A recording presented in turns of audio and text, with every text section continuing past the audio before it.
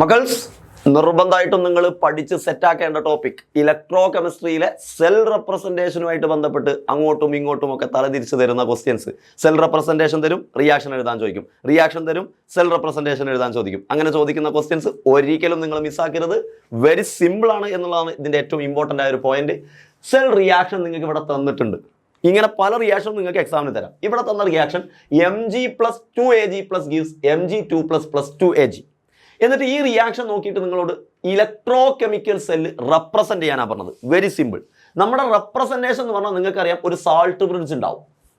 ആ salt bridge അഥവാ double bar, അതിന്റെ ഇപ്പുറം വരുന്നയാൾ ആനോഡായിരിക്കും, അപ്പുറം വരുന്നയാൾ കാഥോഡായിരിക്കും.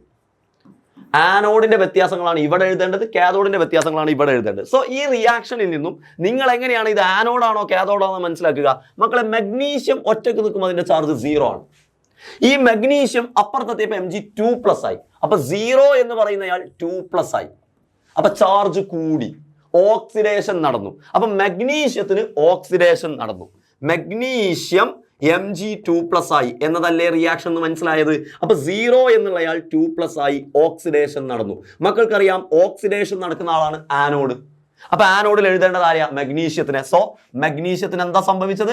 Mg എന്ന് പറയുന്നയാൾ ബാർ Mg2+ ആയി, ഡബിൾ ബാർ. അടുത്തത് കാഥോഡിൽ. കാഥോഡിൽ ആരാ? സ്വാഭാവികമായിട്ടും Ag വരും. കാഥോഡിൽ Ag വരും. കാരണം എന്താ?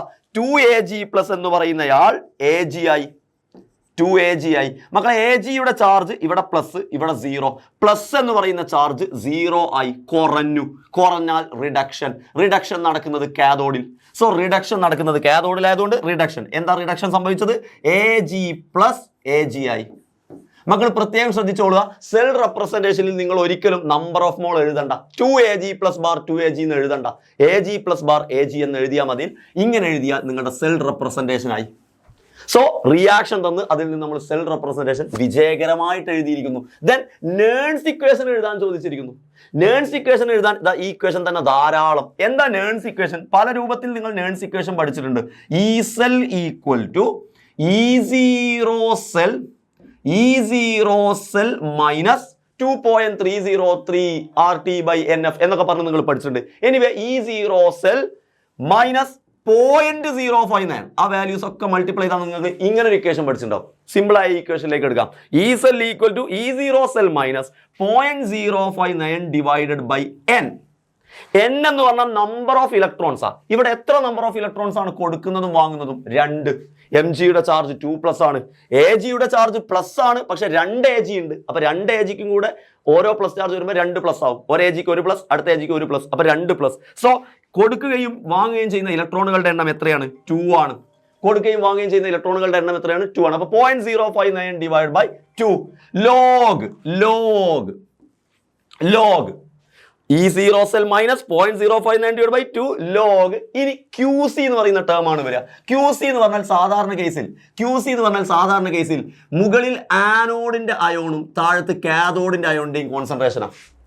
QC എന്ന് പറഞ്ഞാൽ സാധാരണ കേസിൽ QC എന്ന് പറഞ്ഞാൽ concentration of anode divide by concentration of cathode ആണ് സാധാരണ കേസിൽ വരിക. സോ ഇവിടെ ആനോഡ് ആരാ? മഗ്നീഷ്യത്തിന്റെ അയോണിന്റെ കോൺസെൻട്രേഷൻ. സോ ലോഗ് Mg2+, അയാളല്ലേ ആനോഡ്, ഡിവൈഡഡ് ബൈ കാഥോഡിന്റെ കോൺസെൻട്രേഷൻ. ആരാ കാഥോഡ്? Ag+. അപ്പൊ കോൺസെൻട്രേഷൻ ഓഫ് Ag+. പക്ഷേ ഇവിടെ നിങ്ങൾ മക്കളെ മനസ്സിലാക്കേണ്ട ഏറ്റവും ഇമ്പോർട്ടന്റ് പോയിന്റ്, Ag+ന്റെ മുന്നിൽ ഒരു നമ്പർ ഓഫ് മോൾ 2 കണ്ടോ? അപ്പൊ 2Ag+ എന്നുള്ളതാ ഇവിടെ ഉള്ളത്. അപ്പൊ നിങ്ങൾ Ag+ 2 ഉണ്ട് എന്ന് പറഞ്ഞാൽ ആ 2 പവർ ടേം ആയിട്ട് പോകും, റൈസ് ടു 2. അപ്പോൾ ഇവിടെ 3 ആയിരുന്നെങ്കിൽ റൈസ് ടു 3, 4 ആയിരുന്നെങ്കിൽ റൈസ് ടു 4. എത്രയാണോ പവർ ടേം അത് റൈസ് ടു ആയിട്ട് പോകും. അത് മാത്രമാണ് നിങ്ങൾ നോട്ട് ചെയ്ത് വെക്കേണ്ട പോയിന്റ്. സോ നേൺസ് ഇക്വേഷൻ ഇങ്ങനെയാണ് എഴുതുക. എന്താണ് നമ്മുടെ ജനറൽ നേൺസ് equation? E cell equal to E0 cell minus 0.059 divided by N log QC.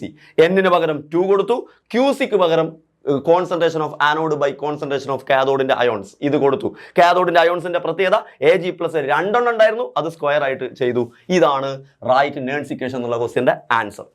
So idea set അല്ലേ? ഇതുപോലെ ഏത് ഇക്വേഷൻ വന്നാലും അങ്ങ് തകർത്താക്കി എഴുതിക്കോളുക. Thank you.